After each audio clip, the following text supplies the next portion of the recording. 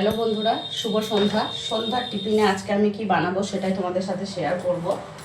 আজকে আমি বানাবো আলুর টিকিয়া, বা যেটাকে তোমরা আলুর চপও বলতে পারো।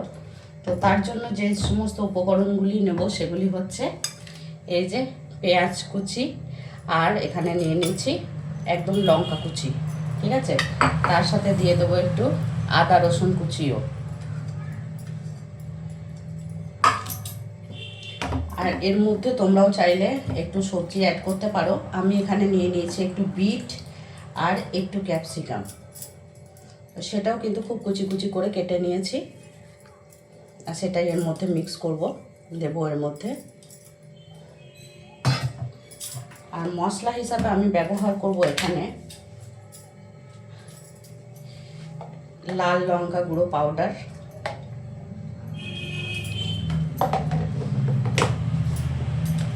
দেবো একটু গরম মশলা, সামান্যই দেব,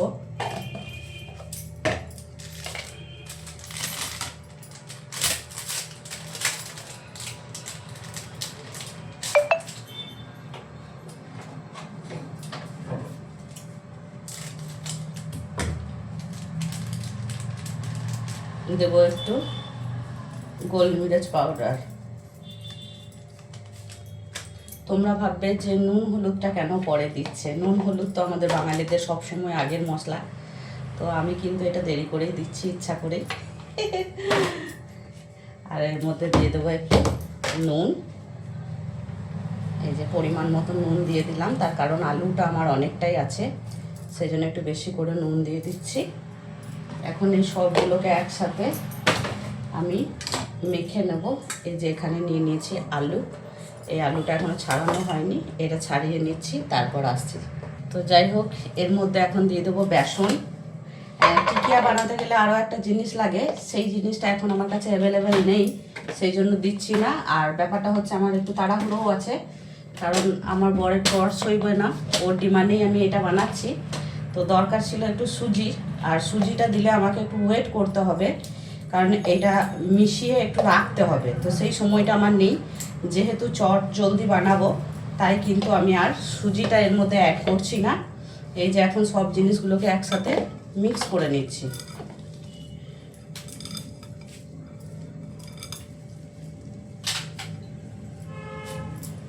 এটাকে আমি গোল গোল করে টিকিয়ার মতন করেই বানাবো।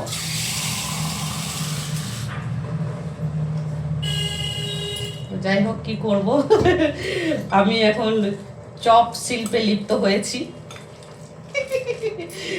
যদিও আমি পার্টিগত কোনো কথা বলি না, তো আমাদের দিদির উদ্দেশ্যে চপ শিল্পটা আমাদেরকে শিখতে হবে, তো আমি কিন্তু অলরেডি শিখে ফেললাম। আর তোমরা যদি কেউ না শিখে থাকো, তাহলে আমার দেখে শিখে নিও চপ শিল্প।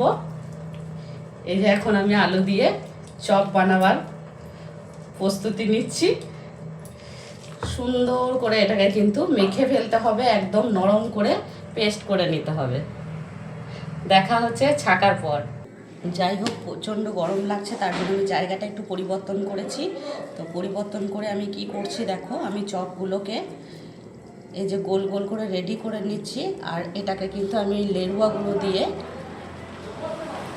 সেট করে নিচ্ছি, যাতে এটা একটু কুচকুচে আর মুড়মুড়ে খেতে হয়। সেই জন্য আমি কিন্তু এই যে গোল গোল করে এইভাবে কিন্তু রেডি করে নিচ্ছি।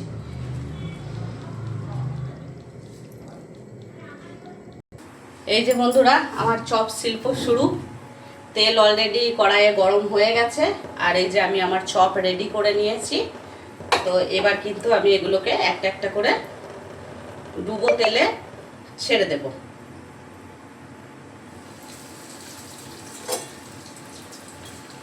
ওয়াও, কি সুন্দর কি সুন্দর। আমার জীবনে কিন্তু এই প্রথমবার চপ বানানো। আমি কিনেই খাই, কখনো বানানো হয় না। আজকে বানালাম আমার বরের ডিমান্ডে। তো যাই হোক, তোমরা কারা কারা আমার এই চপ বানানো দেখে শিখলে কমেন্ট করতে কিন্তু ভুলবে না। দেখতে ঠিক লাগছে ঠেকুয়ার মতন, বেশ সুন্দর হয়েছে।